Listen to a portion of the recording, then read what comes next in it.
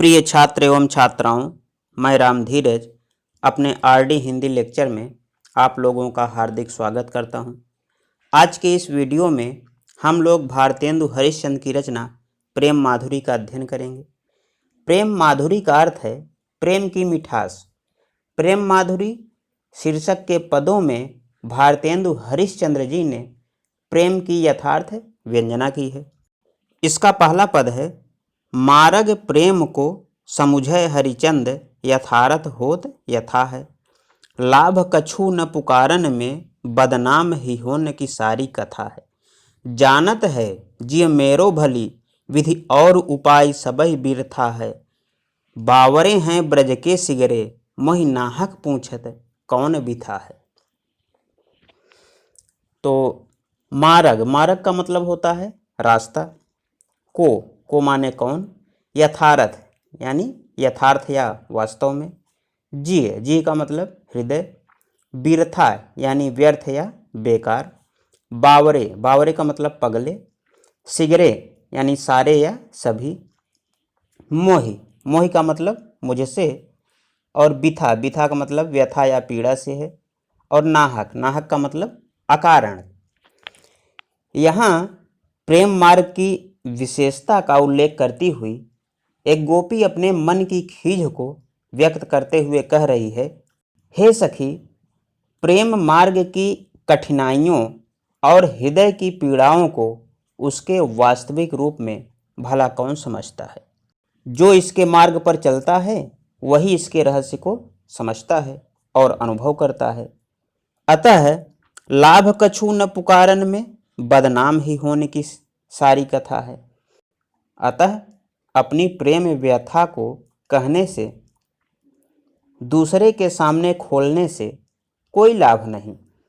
इससे बदनामी के अलावा कुछ भी हाथ नहीं लगेगा। अर्थात प्रेम के जग जाहिर होने पर लोग उसकी हंसी ही उड़ाते हैं। जानत है जियो मेरो भले, नायिका कहती है कि मेरा अंतःकरण यह भली प्रकार जानता है कि इस बदनामी से बचने का कोई उपाय नहीं है। यही कलंक वस्तुतः मेरे दुख का कारण भी है। फिर ब्रज के सभी लोग रह रहकर मुझसे मेरी पीड़ा का कारण पूछते रहते हैं। लगता है कि जैसे ये सभी पागल हो गए हैं, जो मेरे वियोगपूर्ण प्रेम को जानते हुए भी अकारण ही मुझसे मेरी व्यथा का कारण जानना चाहते हैं।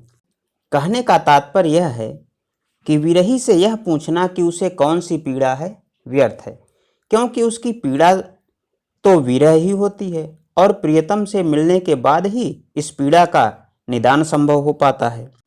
काव्य सौंदर्य, काव्य सौंदर्य में अगर हम भाषा की बात करें तो भाषा इसकी ब्रज है, रस वियोग श्रृंगार रस है, छंद सवैया छंद है, अलंकार प्रथम चरण में रूपक और यमक अलंकार है, इसके अलावा अनुप्रास अलंकार भी है, और गुण, गुण में माधुरी गुण है। तो आइए इसके बाद हम अगला पद देखते हैं। अगला पद है, रोकहीं जो तो अमंगल होए और प्रेम नशय जो कहें पिए जाइए। जौ कहें जाहु न तो प्रभुता, जौ कछु न कहें तो स्नेह नसाइए। जो हरिचंद कहें तुमरे बिनु, जीहें न तो यह क्यों पतियाइए। तासों पयान समय तुमरे, हम का कहें आपे हमें समझाइए। नशय, नशय का मतलब होता है नष्ट होना। अप्रभुता, प्रभुता का मतलब प्रभुत्व या स्वामित्व। स्नेह, स्नेह का मतलब स्नेह या प्रेम। नसाइए, नसाइए का मतलब नष्ट होता है। पतियाइए, पतियाइए का मतलब विश्वास करना। और तासों, तासों का मतलब इसीलिए। पयान समय यानी प्रस्थान या चलने के समय। प्रस्तुत पद में प्रवस्त्य पतिका नायिका का वर्णन है। प्रवस्त्य पतिका नायिका उसे कहते हैं जिसका पति परदेश जाने को है। प्रस्तुत पद में एक ऐसी ही नायिका परदेश गमन के लिए प्रस्थान करने वाले अपने पति से अपने हृदय के प्रेम भाव को बड़ी ही चतुराई से व्यक्त कर रही है। नायिका का पति परदेश गमन के लिए प्रस्थान करने वाला है। नायिका उससे कहती है कि हे प्रीतम, यदि मैं आपको परदेश जाने से रोकती हूँ तो अमंगल होगा, क्योंकि यह मान्यता है कि यात्रा हेतु प्रस्थान करने वाले व्यक्ति को रोकने टोकने से उसका अमंगल होता है। और यदि मैं कहती हूँ कि प्रिय जाओ तो इससे मेरा प्रेम नष्ट होगा, क्योंकि इससे आप यही समझेंगे कि आपके लिए मेरे हृदय में प्रेम है ही नहीं। जो कहें जाहो न तो प्रभुता, जो कछु न कहें तो स्नेह न साइए। जो हरिचंद कहें तुमरे बिनु, जी हैं न तो यही क्यों पति आइए। नायिका कहती है कि यदि मैं इस समय कहती हूँ कि प्रिय मत जाओ तो यह आप पर प्रभुता प्रदर्शित करने वाले आदेश के समान होगा, जो अनुचित है। और यदि मैं कुछ भी ना कहूँ तो भी मेरे प्रेम का अंत हो जाएगा, क्योंकि इससे आप यह समझेंगे कि मेरे हृदय में आपके लिए कोई मोह या प्रेम भावना है ही नहीं। यदि मैं आपसे कहूँ कि मैं आपके बिना जीवित नहीं रहूँगी तो आपको संभवतः मेरी बात पर विश्वास नहीं आएगा। अतः आप ही समझाइए कि आपके इस प्रस्थान के समय की बेला में मैं आपसे क्या कहूँ। तो इस पद में नायिका ने अपने मनोभाव को बड़ी ही चतुराई से व्यक्त किया है। अब देखते हैं कि बोर्ड परीक्षा में किस प्रकार के प्रश्न आएंगे। तो बोर्ड परीक्षा में एक पद्यांश दिया जाता है और उस पर आधारित 5 अति लघुत्तरीय प्रश्न पूछे जाते हैं, जिनमें से एक प्रश्न शीर्षक और रचनाकार के नाम से संबंधित होता है या संदर्भ से संबंधित होता है, और दूसरा रेखांकित अंश की व्याख्या से, और एक पद्य के काव्य सौंदर्य और उसकी भाषा शैली पर आधारित होता है। इसके अलावा 2 अन्य प्रश्न जो होते हैं पद्यांश में दिए गए तथ्यों पर आधारित होते हैं। तो इस प्रकार ये 5 प्रश्न 2-2 नंबर के होते हैं और कुल 10 नंबर का हमारा यह पद्यांश होता है। यह पद्यांश हमारे लिए अत्यंत महत्वपूर्ण है, क्योंकि दिए गए पद्यांश के द्वारा हमारे भावार्थ ग्रहण करने की क्षमता की परख होती है कि हम किसी पद को पढ़ करके उसके भावार्थ को कितना ग्रहण कर पाते हैं और कितना समझ पाते हैं।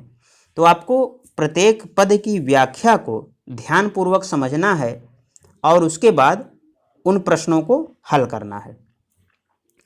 तो चलिए हम इस पद्यांश में दूसरे पद की व्याख्या पर आधारित प्रश्नों को देखते हैं।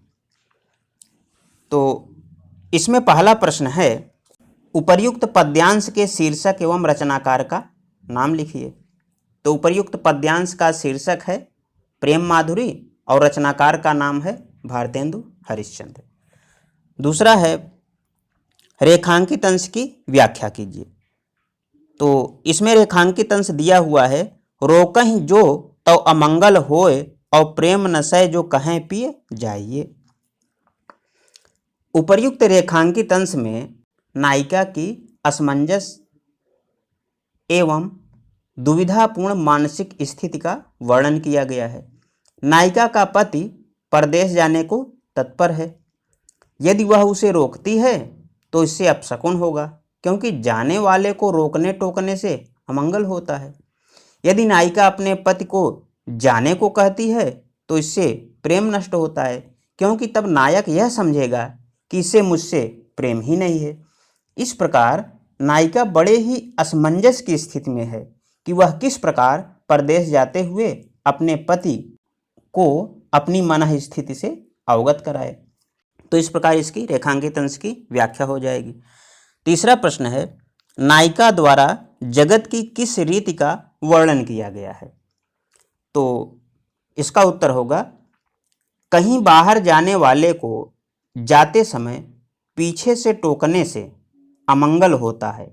नायिका द्वारा जगत की इसी रीति का वर्णन किया गया है। चौथा प्रश्न है, पद्यांश में नायिका की किस मनोदशा का उल्लेख है। तो इसका उत्तर होगा, पद्यांश में नायिका की असमंजस एवं दुविधापूर्ण मानसिक स्थिति का उल्लेख किया गया है। उपर्युक्त पंक्तियों में कौन सा अलंकार है। तो उपर्युक्त पंक्तियों में अनुप्रास अलंकार है, इसके अलावा जो है कोई विशेष अलंकार दिखाई नहीं पड़ रहा है। तो इस प्रकार हमारे पद्यांश पे आधारित पांचों प्रश्न पूर्ण होते हैं। आशा है यह वीडियो आपको अच्छा लगा होगा। अगले वीडियो में हम किसी और पद की व्याख्या और उस पर आधारित प्रश्नोत्तर को देखेंगे। तब तक के लिए धन्यवाद।